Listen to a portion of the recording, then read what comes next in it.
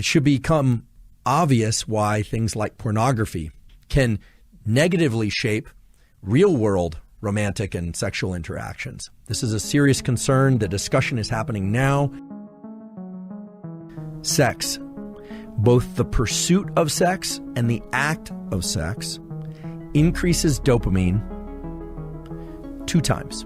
So it's a doubling above baseline. What dopamine does is dopamine really colors the subjective experience of an activity to make it more pleasurable, to make it something that you want more of. If you take something or do something that leads to huge increases in dopamine, afterward, your baseline should drop because there isn't a lot of dopamine around to keep your baseline going. Fortunately, most people do not experience or pursue enormous increases in dopamine leading to these severe drops in baseline. Many people do, however, and that's what we call addiction. When somebody pursues a drug or an activity that leads to huge increases in dopamine, and now you understand that afterward the baseline of dopamine drops because of depletion of dopamine, the readily releasable pool, the dopamine is literally not around to be released, and so people feel pretty lousy. And many people make the mistake of then going and pursuing the dopamine evoking, the dopamine releasing activity or substance again, thinking mistakenly that it's going to bring up their baseline. It's going to give them that peak again.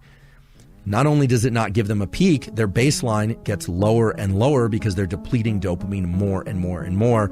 And we've seen this over and over again. When people get addicted to something, then they're not achieving much pleasure at all. You can even see this with video games. People will play a video game, they love it, it's super exciting to them, and then they'll keep playing and playing and playing, and either one of 2 things happens, typically both. So oftentimes what will happen is the person only has excitement and can achieve dopamine release to the same extent doing that behavior and not other behaviors. And so they start losing interest in school, they start losing interest in relationships, they start losing interest in fitness and well-being, and depletes their life. And eventually what typically happens is they will stop getting dopamine release from that activity as well. And then they drop into a pretty serious depression.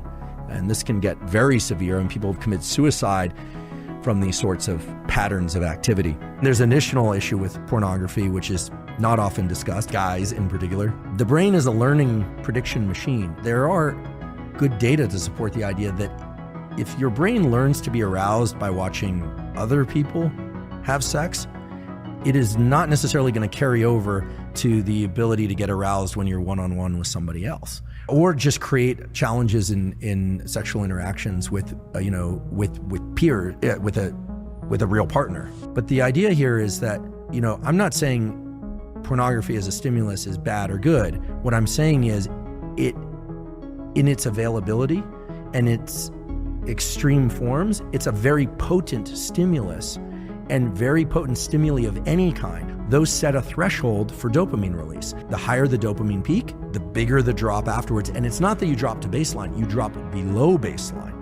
So again, it's not, these things aren't good or bad, they just have to be controlled in a way, because when people are pursuing dopamine peaks over and over and over, and they aren't getting them, typically it's because they've been pursuing that activity far too often.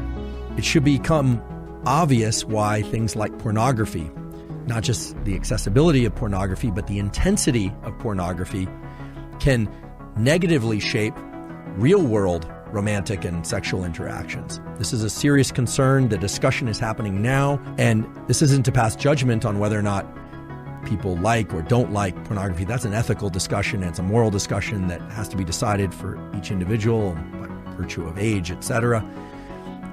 But again, any activity that evokes a lot of dopamine release will make it harder to achieve the same level, and certainly the greater level, of dopamine through a subsequent interaction.